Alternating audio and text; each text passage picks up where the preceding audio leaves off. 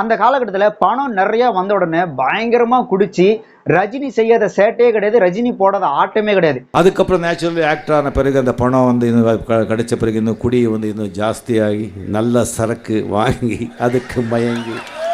இப்போ ரஜினி அவர்களை வளர்த்தது யாரு? பாலச்சந்தர் அவர்கள் தானே. பாலச்சந்தர் அவர்களே எப்பா ரஜினி உன்னை கையெடுத்து கும்பிடுறேன், இனிமே உன் பக்கம் நான் தலை வச்சு கூட படுக்க மாட்டேன், இந்த நினைத்தாலே இனிக்கும் படத்தை மட்டும் தயவு செஞ்சு முடிச்சு கொடுத்துருப்பா அப்படின்னு பாலச்சந்தரே கெஞ்சற அளவுக்கு நடந்துகிட்டவர் தான் ரஜினி. இத பாலச்சந்தரே சொல்லியிருக்கிறாரு. அந்த காலகட்டத்துல அவர் பண்ணது எல்லாமே மென்டல் தனம் தான்.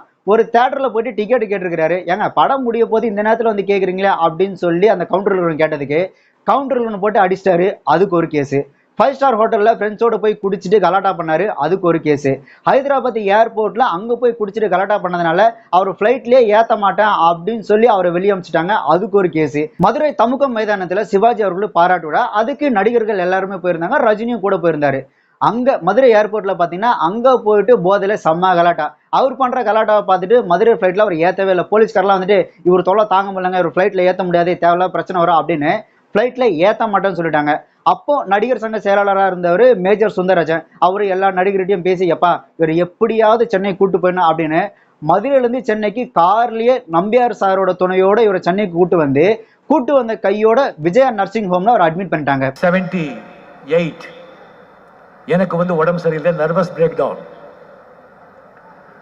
விஜய் ஹாஸ்பிட்டல் வந்து அட்மிட் ஆயிருக்கேன், நர்வஸ் பிரேக் டவுன். தாய் மீது சத்தியம் ஷூட்டிங் அப்போ ஷூட்டிங் நடக்கும்போது அங்க இருக்கிற எல்லாரையும் திட்டி அடிச்சு பொருட்கள்ல உடச்சி சேதப்படுத்தி பைத்திய மாதிரி நடந்துக்கிட்டாரு. அவர் ஒரு கட்டத்துல சமாதானப்படுத்தி, ஏன் ரஜினி சார் இப்படிலாம் பண்றீங்க அப்படின்னு கேட்டா, நானா அப்படியே பண்ணேன் அப்படின்னு மென்டல் தனமான ஒரு கேள்வியும் கேட்டிருக்கிறாரு ரஜினி சார். அதை நிரூபிக்கிறதுக்காக அவர் வந்து அப்போ அன்னை ஒரு ஆலயம்ங்கிற படத்தில் ஆக்ட் பண்ணிட்டு இருந்தார்.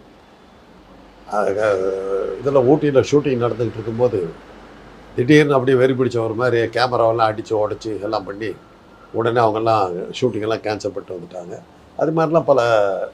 இவருடைய பண்றப்பல இவர் வச்சு எப்படா ஷூட்டிங் எடுக்கிறது, ஷூட்டிங் எடுத்தா செட்டுலாம் வேஸ்ட் ஆடுமா அப்படின்னு தேவர் பிலிம்ஸ் தேவர்லாம் பாத்தீங்கன்னா ஒரு மாதிரி மனசு உடஞ்சு போயிட்டாரு. தேவர் பிலிம்ஸ் தேவர் அந்த சின்னப்ப தேவர் இருக்காரு பாத்தீங்கன்னா, அவர்லாம் பாத்தீங்கன்னா நல்லா கல்லு மாதிரி இருப்பாரு. இவரை வச்சு அந்த தாய் மீது சத்தியம் எடுக்கும்போது செத்தே போயிட்டார். அதே மாதிரி அலாவுதீனும் அற்புத விளக்கம் அந்த ஷூட்டிங்ல பாத்தீங்க அப்படின்னா அந்த ஷார்ட் எடுக்கிறதுக்கு எல்லாமே ரெடி ஆயிடுச்சு. ஆனா ரஜினி நான் மேக்கப் போட மாட்டேன், காஸ்டியூம் போட்டுக்க மாட்டேன் அப்படின்னு ஒரே ரகலை. அந்த படத்தோட டைரக்டர் ஐவி சசி பாத்தீங்கன்னா என்ன பண்றதுன்னு தெரியாம பாலச்சந்தர் கால் பண்ணி பாலச்சந்தர் அவர்களே வர வச்சிட்டாரு. இப்போ நீங்க பேசுறானுங்களே இந்த விஜய்க்கு அவங்க அப்பா மட்டும் இல்ல அப்படின்னா விஜயால வந்திருக்கவே முடியாது அப்படின்னு, டே மென்டல் பசங்களா, விஜய்க்காவது அவங்க அப்பா வந்துட்டு போய் நடி அப்படின்னு சொல்லி ஒரு சான்ஸை ஏற்படுத்தி கொடுத்தாரா? ஆனா பாலச்சந்தர் ரஜினிக்கு என்னென்னலாம் பண்ணிருக்கா தெரியுமா?